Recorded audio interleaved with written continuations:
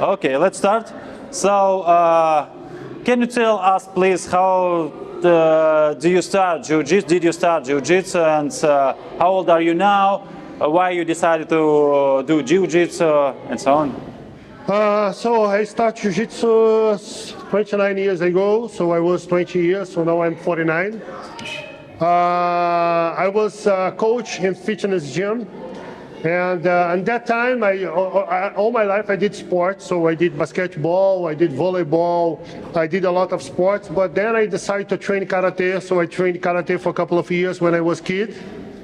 Then I moved to Muay Thai, trained for a couple of years. Then in the gym where I was teaching, in the fitness gym, I saw the luta livre there. It's the kind of grappling here in Russia. So then I started training luta livre. I trained for a couple of years. Then I moved to another fitness gym, and there I found jiu-jitsu. So the coach invited me to do one class, and since I make the first class, I doesn't stop. So it was 29, 30 years ago.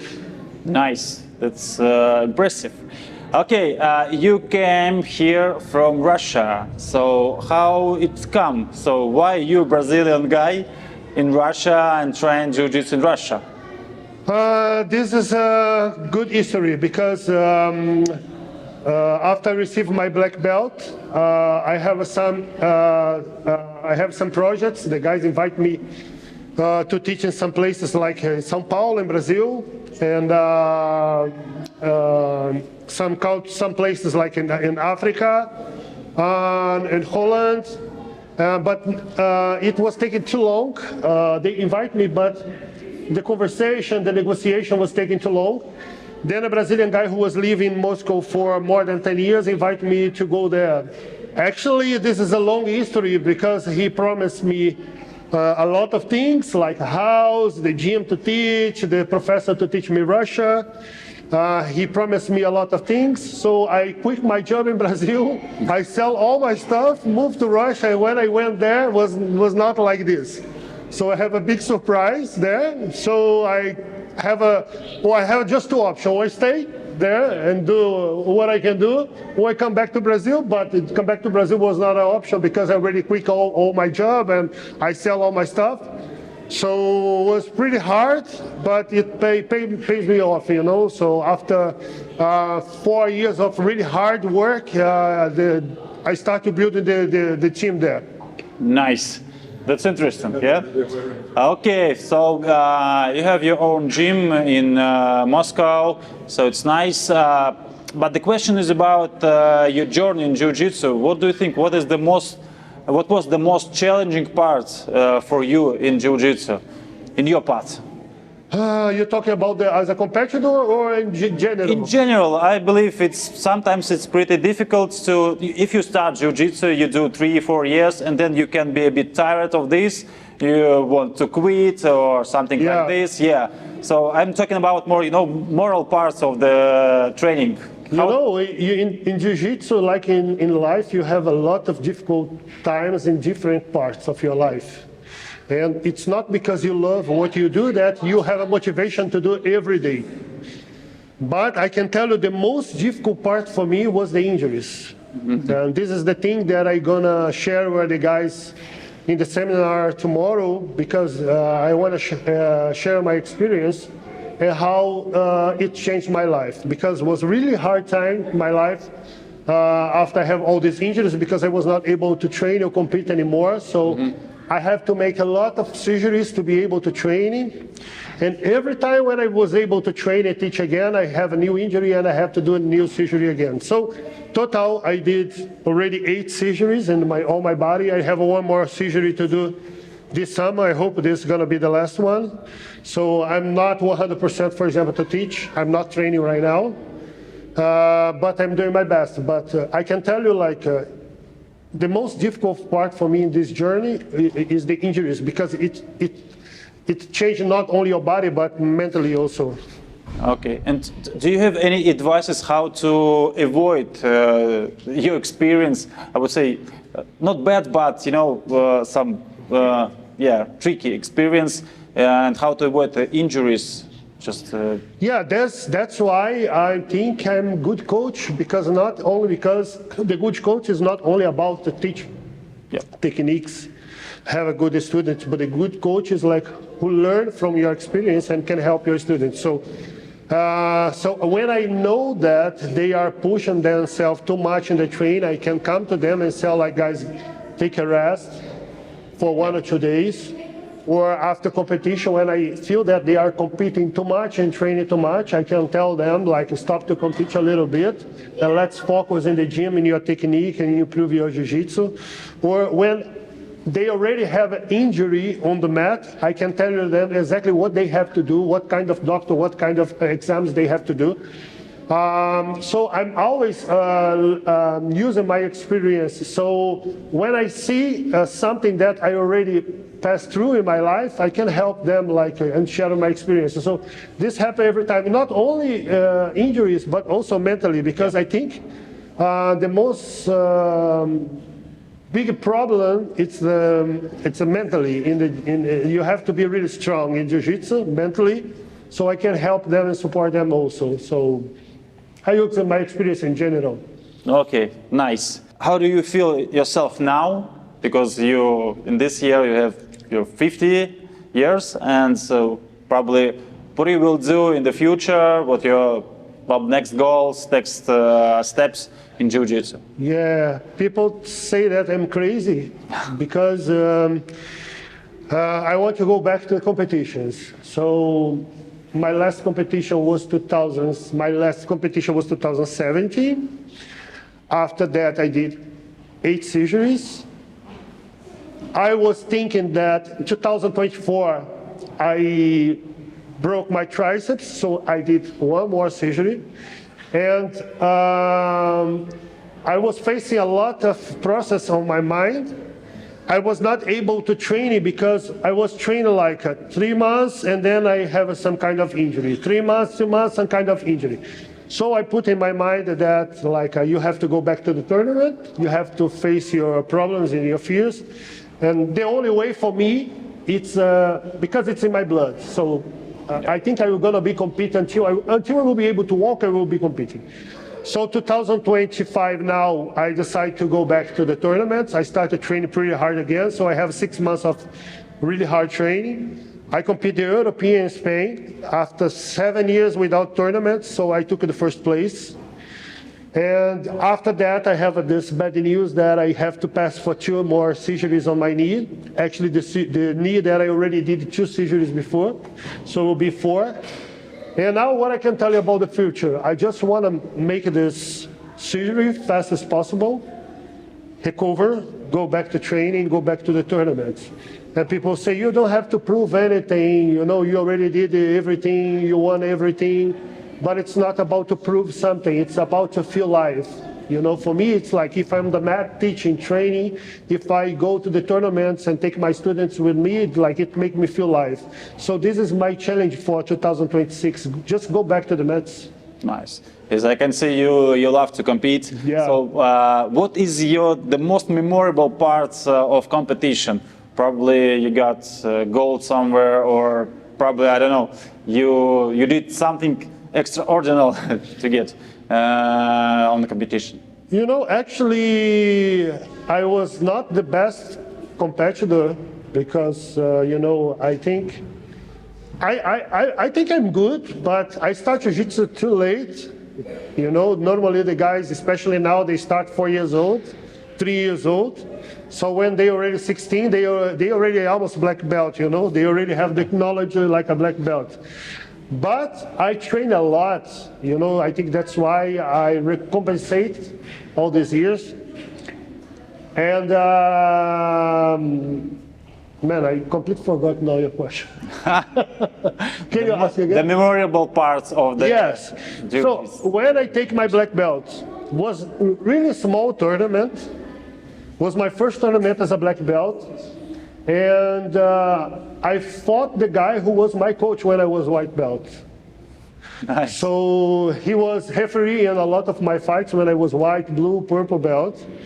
He was really experienced black belt. He won many tournaments. He won many famous guys in jiu-jitsu.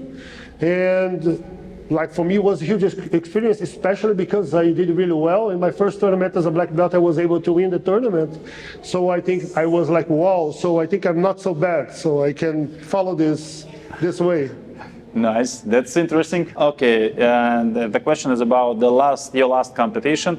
What was the hardest part in terms of the preparation for this competition?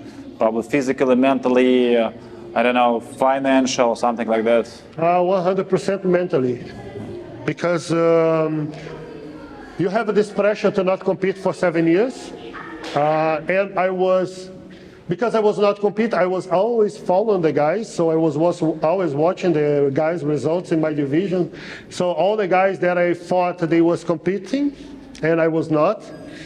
And as I told you, I have some problems, like in my mind, you know, was something inside of me telling me that, man, you are not the same.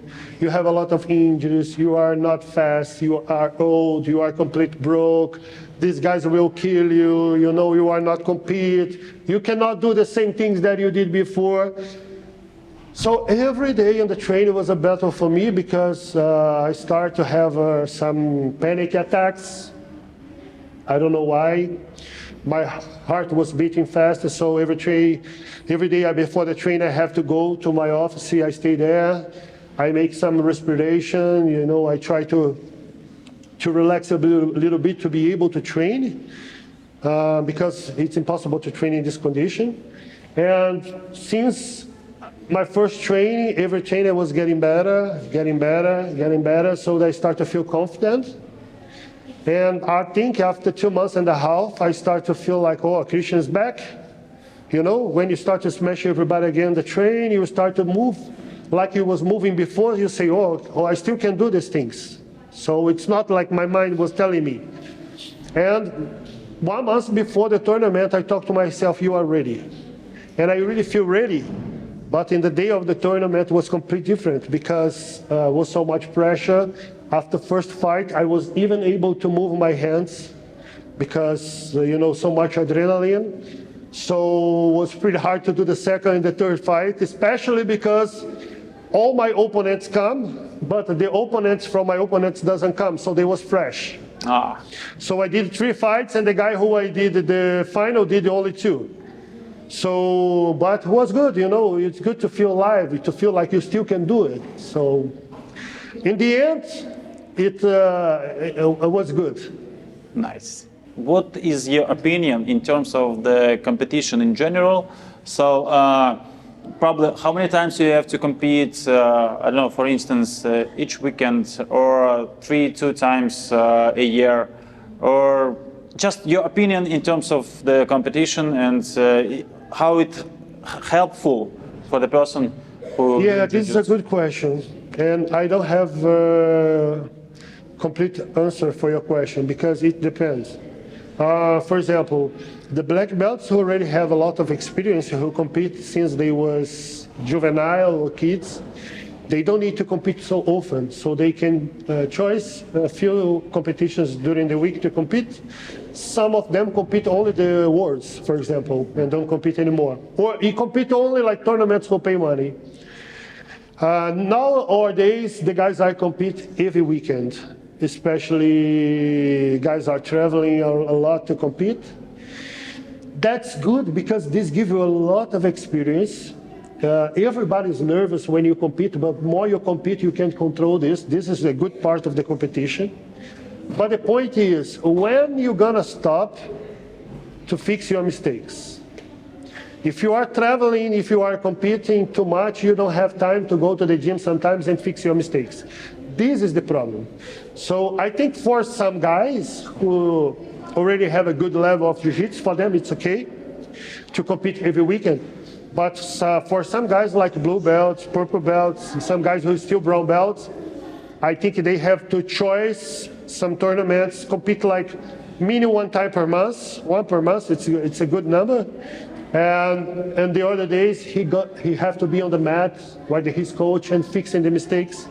because actually jiu-jitsu is not only about the competition, it's about to develop in general everything, you know, so.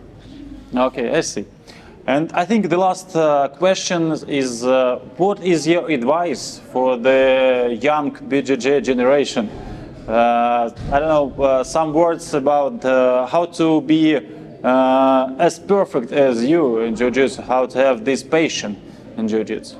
You know, jiu-jitsu, you don't have the one way to learn, or one way to do the things. You know, every coach have a different approach, and every student have his own way to learn. So I don't like when people say, you know, you want to learn, do like this, like this, like this. No. Like when I was in school, I have my way to learn the mathematics, the Portuguese, the English, and the other guy on my side, he learned completely different. So I cannot say like how people have to learn and how people have to teach. But what I can say to students, it's like be consistent. The most important part, try to find a good gym, who have a good coach, who have a good methodology, the coach who is not only a coach, but it's a mentor, because he have to care about you not only on the mat, and be on the classes. If you can be on the classes every day, stay every day. If you can be 3 times a week, stay 3 times a week. If you can stay 2 times, stay 2 times, but be consistent. I have students who train a lot and then they overtrain and then they stop. So this is bad in my opinion. And the second advice is don't compare yourself to another one. You know, you have your own way to learn. Maybe you will take more time than other guys, but in the end you're gonna be there. So this was the thing who make my jiu-jitsu stop a little bit when I started to compare myself to other guys, especially guys who don't have the same type of body like me. So the guys who do berimbolo, who do fly triangle say, man, you are 130 kilos, you cannot do what these guys do. So let's focus in the things that you are good. Stop to look them. And when I stop to look these guys, my jiu-jitsu start to develop. So don't compare yourself. Okay, I think this is what was Talking enough. Yeah, that was enough. Thank you very much. Welcome. Thanks. Welcome. Thank you, man. Thank Thank you. you for the help. Thank you. Thank you. Thank you so much. Thank you.